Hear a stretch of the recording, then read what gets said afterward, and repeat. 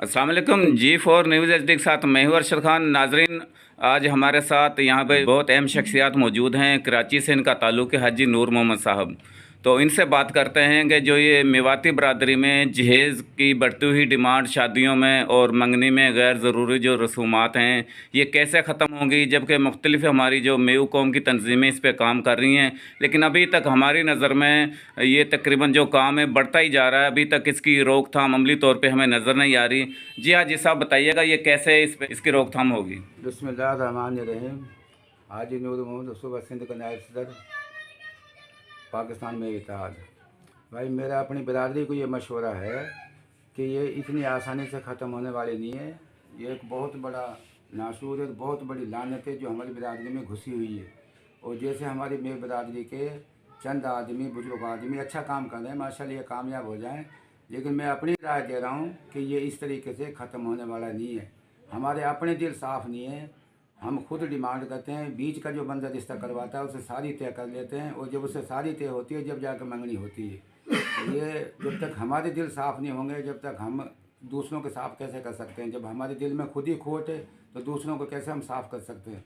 और मेरा मशवरा ये है पूरी बिरादरी को कि ये यंग जो जो जो नौजवान नस्ल है वो इसको ख़त्म कर सकती है। बुज़ुर्गों से ये ख़त्म नहीं होगा। बुज़ुर्ग तो मशवरा दे सकते हैं, अपने बच्चों को प्यार दे सकते हैं, मोहब्बत दे सकते हैं, लेकिन ये काम बुज़ुर्ग नहीं ख़त्म करवा सकते। जब भी ये काम ख़त्म होगा ये नौजवान नस्ल से ख़त्म होगा, और नौजवान नस्ल इस चीज़ पे स्टैंड ले जब जाके ये कामयाब होंगे। अब किसी कोई भी नौजवान हाजी साहब, जो नौजवान नस्ल है वो कैसे इस पर स्टैंड लेगी, आप ये बता दें, क्योंकि ये जो रसूमात हैं शुरू से हमारी बरादरी में चलती आ रही हैं, तो नौजवान कैसे स्टैंड लेंगे? नौजवान बेटा ऐसे स्टैंड लेंगे बेटा, वो ऐसे स्टैंड लेंगे जब जाके हम उनको उर्दू तालीम देते हैं, उसके साथ साथ दीनी तालीम भी दें, और दीनी तालीमात देंगे। जब दीन से वो वाक़फ़ होंगे तो दीन में ये चीज़ सारी मना है। जब दीन पे वो अमल करेंगे तो नौजवान नस्ल है जो वो खुद भी कह सकती है कि हमें कुछ नहीं चाहिए, हम शादी से शादी करेंगे और निकालेंगे।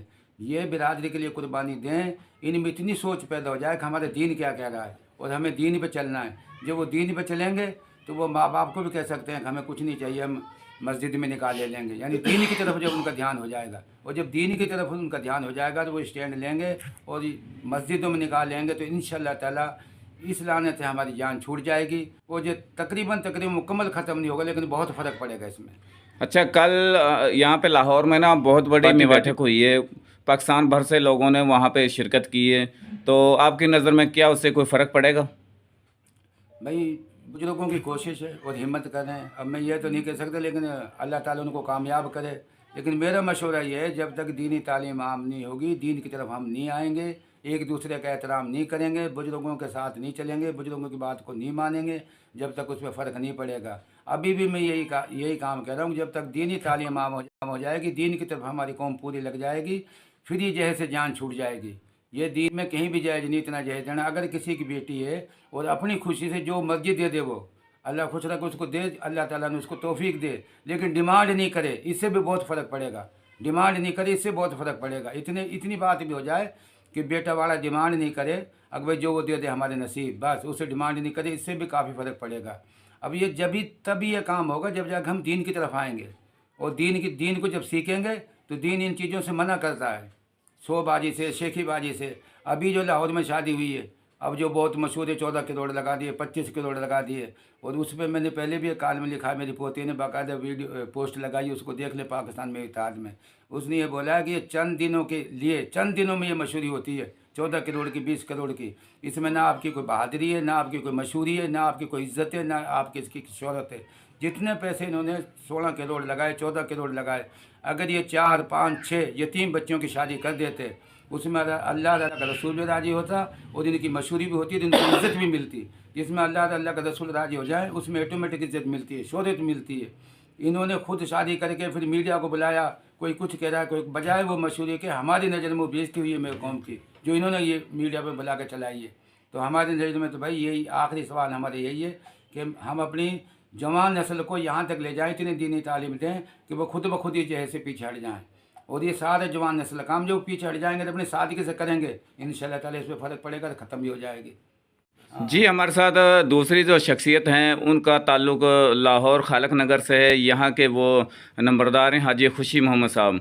تو وہ اس پروسیجر سے گزر چکے ہیں. پچھلے دنوں انہوں نے اپنے بیٹے کی شادی کی تھی بالکل سادگی کے ساتھ. ان سے بات کرتے ہیں. السلام علیکم حاجی صاحب. وعلیکم السلام رحمۃ اللہ وبرکاتہ. حاجی صاحب آپ اس پہ کیا کہیں گے؟ ہم نوجوان نسل کو کیا پیغام دیں گے؟ دیکھو ایسے ہے، مہربانی آپ نے ہمیں خدمت کا موقع دیا، اللہ تعالیٰ آپ کو صحت دے.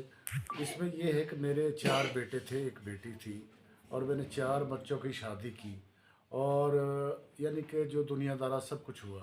تو اس کے بعد مجھے اللہ پاک نے اپنے گھر پہ بلا لیا، اور گھر سے اللہ سے واپس آیا ہوں. پھر میں تبلیغ جماعت میں وقت لگایا، 2 چیلے لگائے الحمدللہ. پھر مجھے پتہ چلا کہ شادی ایسے ہونی چاہیے. تو نیکسٹ ٹائم میں نے چوتھے بیٹے کی شادی اللہ کے حکم کے مطابق، نبی کے طریقے کے مطابق کی. بہت سے رشتے آئے لیکن میں نام نہیں لوں گا. تو پھر میں نے کہ ایسے اگر کوئی مانتا ہے تو بسم اللہ ہم حاضر ہیں، اگر ایسے کوئی نہیں کرتا تو پھر میں نہیں کروں گا. اچھا صاحب، میرا ایک آپ سے سوال ہے. آن کیمرہ آپ بتائیں. کچھ لوگ کہتے ہیں جی حاجی صاحب نے بہت زیادہ جہیز لیا ہے، تو آپ بتائیں آپ نے کیا جہیز لیا ہے؟ بھائی مجھے کوئی ثابت کر لے میں نے کچھ جہیز لیا ہے. اور ابراہیم مسجد میں بیٹی کا باپ بیٹی کو لے آئے، چاچا چاچی ماما مامی یہ لوگ آئے، دادا دادی. الحمدللہ وہاں سے ہم 4 بیٹے گئے، میرا داماد گیا. وہاں ہمیں ایک چکی ملی جہیز میں، اور قرآن پاک ملا، اور مصلی ملا، اور 2 پیالے ملے، لوٹا ملا، تسبیح ملی. یہ ہمیں جہیز ملا. اس کے بعد ہم نے اپنے گھر پہ وہ بیٹی کو خود چھوڑ کے آئے، چھوڑ گئے. اس کے بعد بھائی ہم نے ولیمہ کیا جو ہماری حیثیت تھی، جو کہ میں نے کوئی اپنا بہن بھائی رشتہ دار نہیں بلایا. میرے ولیمے میں شرکت کی غریب لوگوں نے، گدا ریڑھی چلانے والوں نے، پھل بیچنے والوں نے، یہ میرے مہمان بنے. اور یقیناً میں فخر سے، یقین سے حلف اٹھا کے کہہ سکتا ہوں مجھے اتنی 4 شادیوں میں مزہ نہیں آیا جتنا مجھے اس شادی میں مزہ آیا. اچھا. اور اللہ میاں تمام میرے مسلمان بھائیوں کو ایسے شادی کرنا نصیب کرے، اور ان کے اندر شعور پیدا ہو. اللہ شوق بھی پیدا کرے، میری دعا ہے. اچھا صاحب، آپ کے کہنے کا مقصد یہ ہے کہ آپ تبلیغ میں گئے ہیں تب سے یہ شعور آیا تھا. الحمدللہ. تو جس طرح حاجی نور محمد صاحب نے بات کی کہ جب تک ہم دینی تعلیم نہیں دیں گے یہ تب تک شعور ہماری نوجوان نسل میں نہیں آئے گا. دیکھو میں اتفاق کر رہا ہوں حاجی نور محمد صاحب کی بات پہ، بہت اچھی بات کی اس نے. جب تک ہم اپنے بچوں کے دینی تعلیم نہیں دلائیں گے تو یہ اثر نہیں پڑے گا. ہم جناب بچوں بنا دیتے ہیں یہ ڈاکٹر بنے گا، یہ انجینئر بنے گا، یہ فلاں بنے گا، یہ فلاں بنے گا. یہ دنیائی تعلیم ہے بھائی. آخرت کی تعلیم ہمیں حاصل بچوں کو کروانی چاہیے. اس میں دنیا بھی بنتی ہے اور اس میں آخرت بھی بنتی ہے.